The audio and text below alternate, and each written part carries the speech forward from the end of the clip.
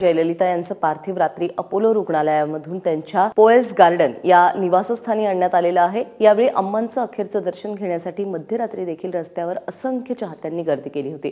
Poes garden भागातील स्थितीचा आढावा घेतला आमचे प्रतिनिधी गणेश ठाकूर यांनी।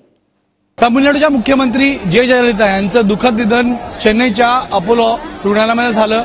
त्यानंतर त्यांचं पार्थिव शरीर जे आता त्यांच्या या पोएस गार्डनच्या निवासस्थानी पोहोचलेलं आहे आणि इथे आपण पाहू शकतो कशा प्रकारे मोठ्या संख्येत या लोकांची जी गर्दी आहे इथे पाहायला मिळते। ज्यांचे समर्थक जे आहेत त्यांना जे त्यांचे फॉलोअर्स जे आहेत पार्टीचेच नव्हे तर पूर्ण राज्यातील जे त्यांचे समर्थक आहेत जे त्यांना अम्मा म्हणून प्रेमाने बोलायचे ते इथे पोहोचलेले आहेत। कारण ज्या प्रकारची जी त्यांची एक छवी होती जे ते एक स्ट्रेचर त्यांचं होतं त्याला पाहता त्या फक्त एक पॉलिटिकल पार्टीच्या नेत्या नव्हे तर राज्याचा मुख्यमंत्री नव्हे तर एक देव म्हणून त्यांना ते सर्व पाहिजे, एक देवी म्हणून सर्व ते त्यांना पाहिजे आणि यासाठीच अशा प्रकारच्या ज्या भावना आहेत त्या इथं आपल्याला पाहायला मिळत आहेत। मोठ्या संख्येचे समर्थक जे आहेत पोएस गार्डन त्यांच्या या परिसरामध्ये ते इथे पोहोचले आहेत। 11:30 वाजता त्यांचं निधन झालं।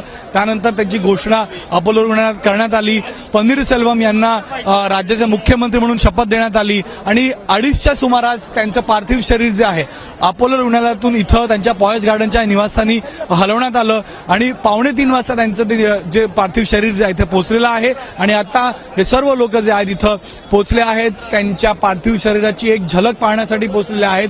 सगळ्यांच्या भावना ज्या आहेत समोर येतात, सगळे रडतायत, जोरजोरात ओरडतायत, अम्मा अम्मा ओरडतायत। त्याचं कारण हे आहे की या व्यक्तीनं त्यांच्यासाठी सगळं केलं होतं आणि ही व्यक्ती जी आहे त्यांच्यासाठी एक देवी होती, एक राजनेता नव्हती आणि आपण पाहू शकतो इथं थोडीशी गडबड झालेली आहे कारण लोकांना कंट्रोल करण्यामध्ये पोलिसांनाही थोडं यश इथं मिळत नाही कारण लोकांच्या भावना समोर येत आहेत आणि अशा परिस्थितीमध्ये पोलिसही त्यांच्यावर जबरदस्ती करू शकत नाही कारण लोकांचे जे इमोशन्स आहेत ते असे समोर येतात आणि त्याला पाहता पोलिसांना यांना नियंत्रणात ठेवण्यात किंवा त्यांच्यावर कंट्रोल करण्यामध्ये थोडा त्रास निश्चित होतोय। पण आतापर्यंत सगळं शांततेत सगळं इथे पार पडत आहे। शांतपूर्ण वातावरण इथं आहे।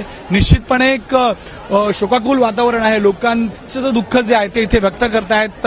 जे पॉलिटिकल पार्टीचे जे नेता आहेत, जे मंत्री आहेत, जे एमएलएज आहेत इथे पोहोचले आहेत आणि या पोएस गार्डनच्या परिसरामध्ये त्यांचं निवासस्थान आहे। या निवासस्थानामध्ये आता त्यांच्या घरातील जे सदस्य आहेत, जवळचे जे लोक आहेत, पार्टीचे जे मोठे नेते आहेत ते आता या घराच्या आत आहेत आणि त्यांच्यावर जो घरी असणारं जो कार्य आहे तो कार्य त्यांना इथं करायचं आहे आणि जी माहिती मिळते सकाळपर्यंत त्यांचं पार्थिव इथे ठेवण्यात येणार आहे।